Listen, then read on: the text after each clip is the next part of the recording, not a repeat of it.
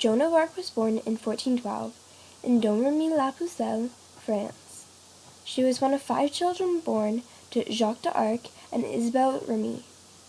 She was a devout Catholic, and she often went to the church to pray. I am Joan of Arc. I'm a Catholic and I pray to St. Margaret, St. Catherine, and St. Michael. I was born in Domremy, France in 1412. When Joan of Arc was about 12 years of age, she started to hear voices from her father's garden. They also were heard and appeared in her imagination after the church bells rang in her church.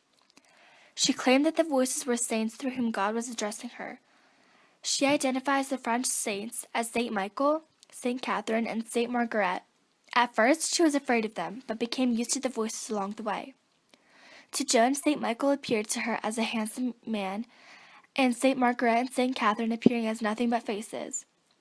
Joan very strongly believed in these visions and claimed that the saints told her to go and help the Dauphin by going to Orleans and defeating the England city. St. Catherine and St. Margaret will come to you, child. You must follow their advice, for it is God's order. Yes, St. Michael, in the name of God.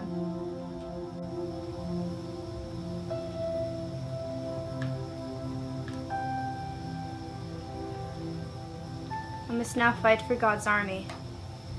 O humble Duke, God has sent me to ask you for troops for the French army to fight against the British. It is the only way we will win for the Bastille. May I please have some troops? If God has said it, it must be. I now crown thee the Duke of Alençon. In God's name, the soldiers will fight and will grant victory. Hold the flag high so I might see it through the flames. Aren't you afraid?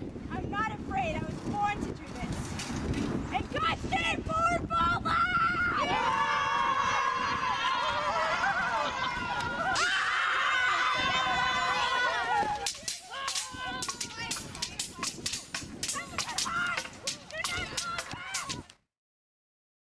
I would rather die than do a thing which I know to be a sin against the will of God. No, stop! You shouldn't be doing this! No! No, I swear!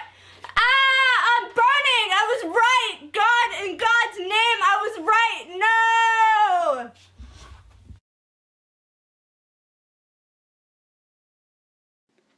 It is a testament to the Dauphin's desperation in 1429 that this illiterate teenager was even welcomed, let alone allowed to fight in his war for him.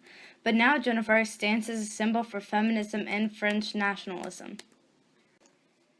Joan of Arc's intervention kept France from becoming a colony of England, which changed the future of Europe, the part of the world that dominated world events for the next 5 years.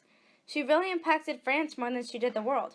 Their battles with the British and the whole French army downtrodden until she came along and sought her destiny in a vision to get the French army on its feet again.